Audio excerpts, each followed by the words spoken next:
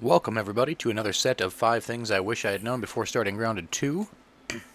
For the first one, you can negate fall damage while on your buggy by jumping off right before you hit the ground, and the closer to the ground you are, the less damage you as your character will take. I'm sorry about this, buddy.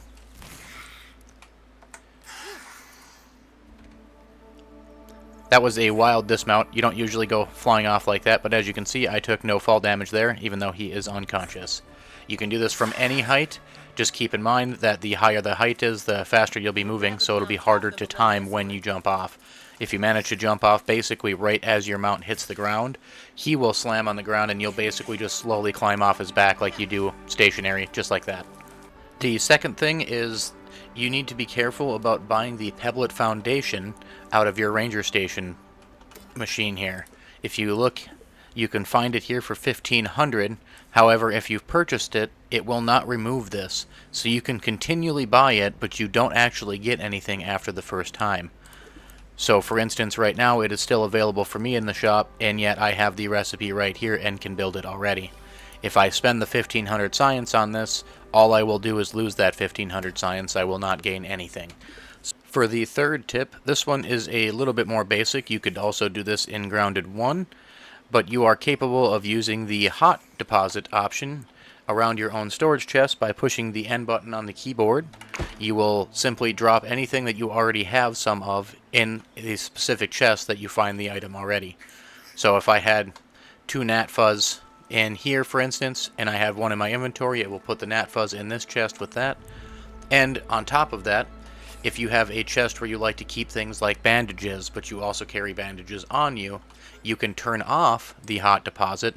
So if you do the depositing itself when you get back to your base, it will not remove those things from your inventory and then put them in a chest.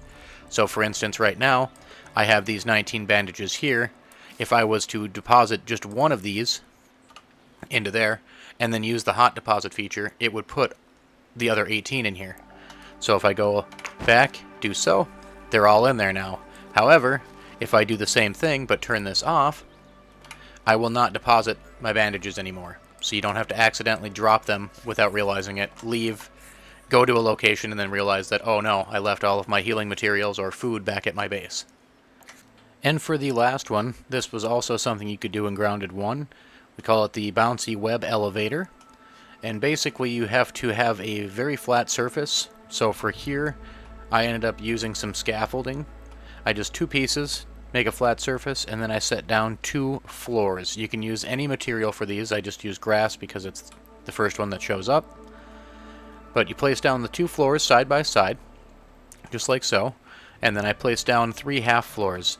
And you don't actually need these half floors. It just makes it a little bit easier to work with the bouncy web, which you will need to line up so the flat side of the web, that little edge there, is touching this wall, like partially inside of it, but doesn't stick all the way through. And now you build 3 walls high. We'll have 1, 2, and 3 there. And then we set up the next floor with another bouncy web.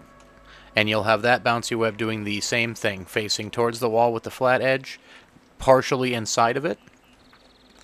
And now when you walk up to the opposite side here, if you walk directly into these webs towards the wall, they will bounce you, making an elevator, which can launch you as high as you want to go. You can continually build this 3 floors high each time, as high up as you wish. If you want to make this look a little bit better or more presentable, so it's not just, you know, an open set of walls and floors, you can just enclose it like I did over here and set up like a little half staircase and all that, and then decorate as you wish.